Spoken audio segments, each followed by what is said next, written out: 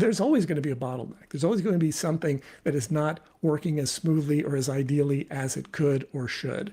And our job is to constantly identify, what is it now? What is it today? Now that I got this other thing fixed, what's the new thing that's slowing us down? Increase sales, improve margins, and grow your business. Guaranteed. Top secrets of marketing and sales. Now, David Blaise. Hi, and welcome back. In today's episode, co-host Kevin Rosenquist and I discuss your biggest bottleneck to sales. Welcome back, Kevin. Great to see you, David. And this is definitely one that I think anybody can relate to no matter what business you're in. But you're talking about your biggest bottleneck to sales. Let's not bury the lead. What is it? In every business, there is generally more than one bottleneck, but there's one big one that is going to keep you from hitting the next bottleneck or the one after that or the one after that. And if you don't tackle that first one correctly and get rid of it, then you never get to down the line. Mm-hmm. It's like an assembly line. If you think about a factory that's manufacturing something and there's an assembly line, if there's a problem at the first station in the assembly line, everything stops, right? Because you can't move to step 2 until you've done step 1. And so for most of us, when it comes to sales, there is a bottleneck, and it might not be at the very beginning, it might be towards the middle, or it might even be near the end. But until you identify what your biggest bottleneck is, you cannot apply the appropriate resources necessary, the time, the energy, and the focus to blast that thing out of there so that you can then move forward with everything you need to do.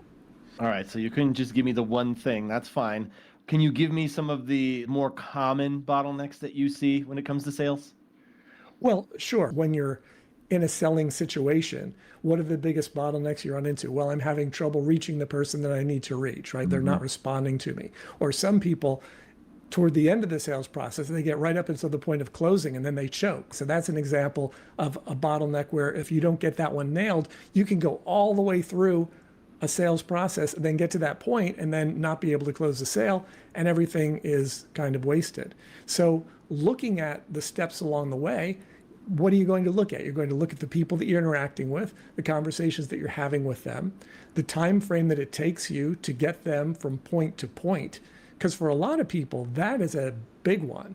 Not being able to set a pace, set a tempo that allows you to be able to get to that sale sooner rather than later. That could be a big bottleneck for people. A lot of times, we have an idea of how we would like the sales process to go.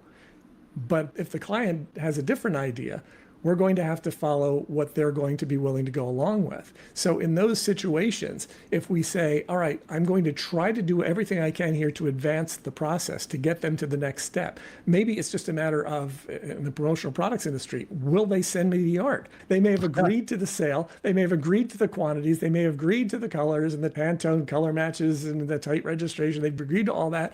And you can't get them to send the art. That's really frustrating. And it can be a bottleneck that holds up everything. And these bottlenecks that I'm referring to are the things that hold up everything that comes past it. So by simply taking some time to identify what are the biggest bottlenecks, because if you find in your business that it's, I can't seem to get art from the client, then you need to make sure you put a process in place that is designed to handle that. Ideally, it's something that you're going to be able to delegate to an administrative assistant, or perhaps delegate to technology to some extent, where it sends them reminder messages that they need this, or that your administrative assistant can follow up and make the phone call, whatever it takes.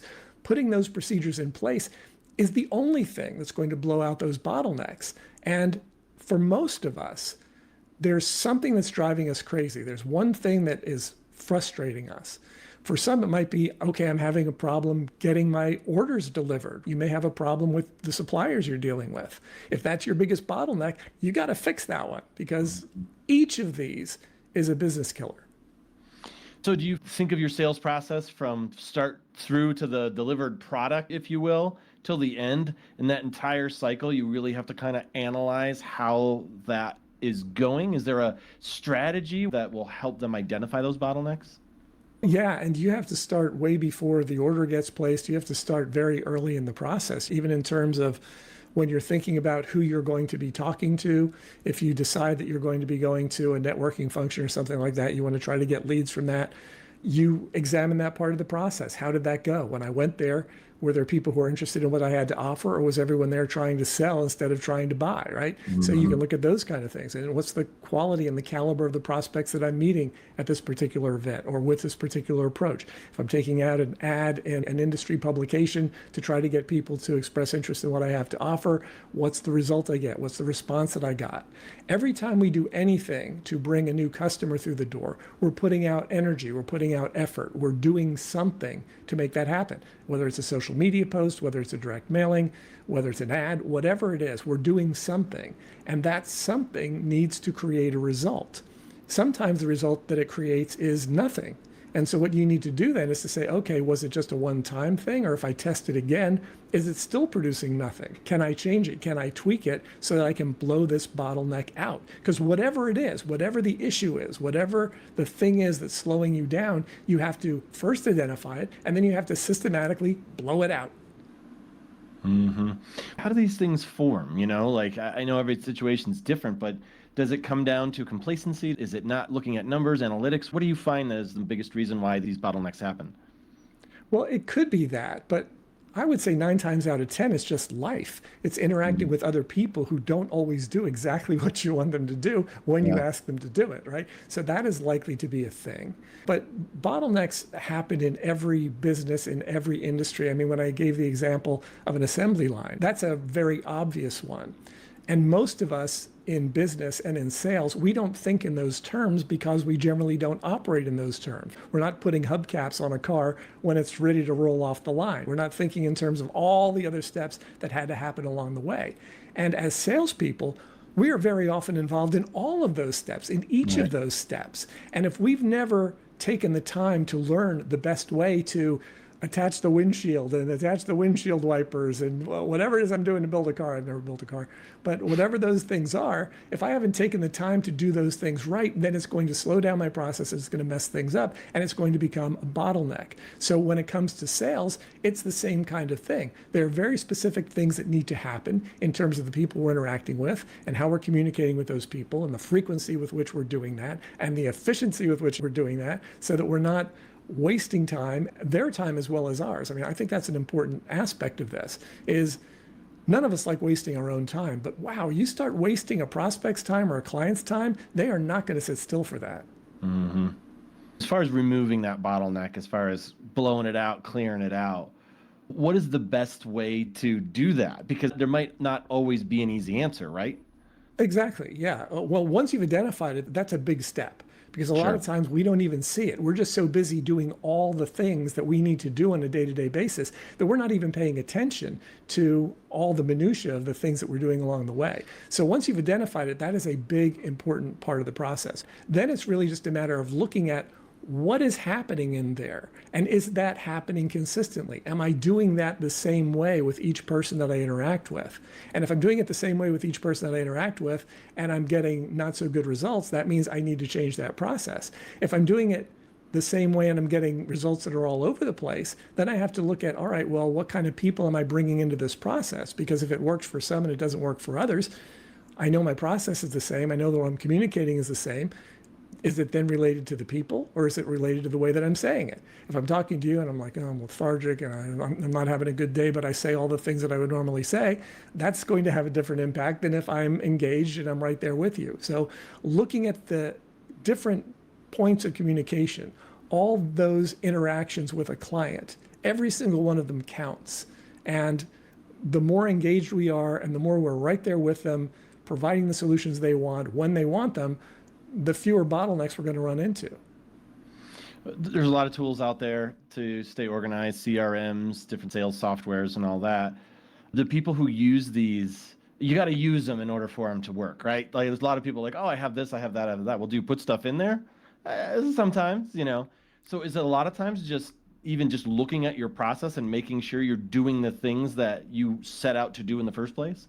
Yeah, that's a big part of it. And I think that a CRM is one of the most important things you can have in your business if, as you said, you actually use it, because it allows you to store information in there that makes you appear like a genius, right? Because when you're able to go back to a client that you talked to a month ago and you're able to refresh them on what you talked about and where you left off and what the next steps are, they feel like you're paying attention.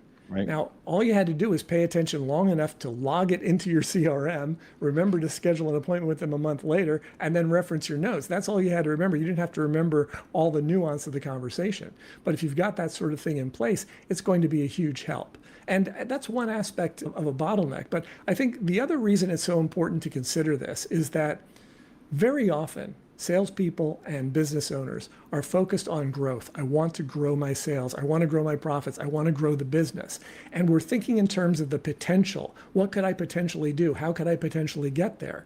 And potential is great. Potential is essentially unlimited, right? My potential is enormous.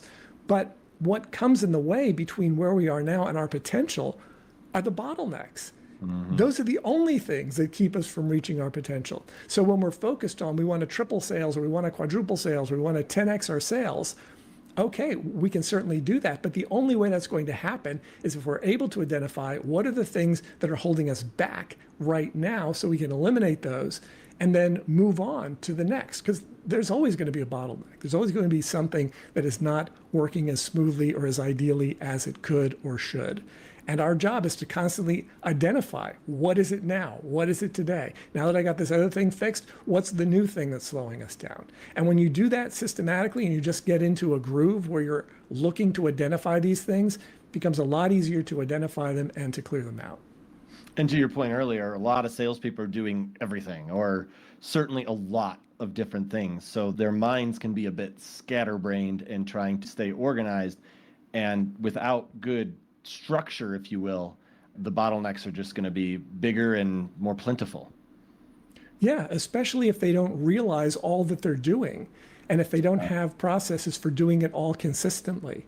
If you're just doing it however you feel like on any given day, that's going to create results that are different for each client. So when you've got that going on, you don't necessarily know, well, what do I have to do consistently going forward to create the kind of results that I want day after day, as opposed to what I'm getting here and there. It's not always easy to look inward and go, how can I improve this process? What can I do? What do I need to do? For anyone who's listening to this, watching this and saying, man, this speaks to me, but I don't know where to begin. What's the best way for them to get some more resources from you? I would say just go to topsecrets.com/shift, pick up a copy of our quick 2-page PDF, our shift report. It'll help you with some ideas, and then you can take a look at that. And if you've got some interest in having a conversation after that, you're welcome to do it. In the meantime, topsecrets.com/shift. Awesome, David. Thanks for the advice. Great stuff. Good to see you. Good to see you. Thanks, Kevin. Increase sales, improve margins, and grow your business. Guaranteed. Top Secrets. TopSecrets.com.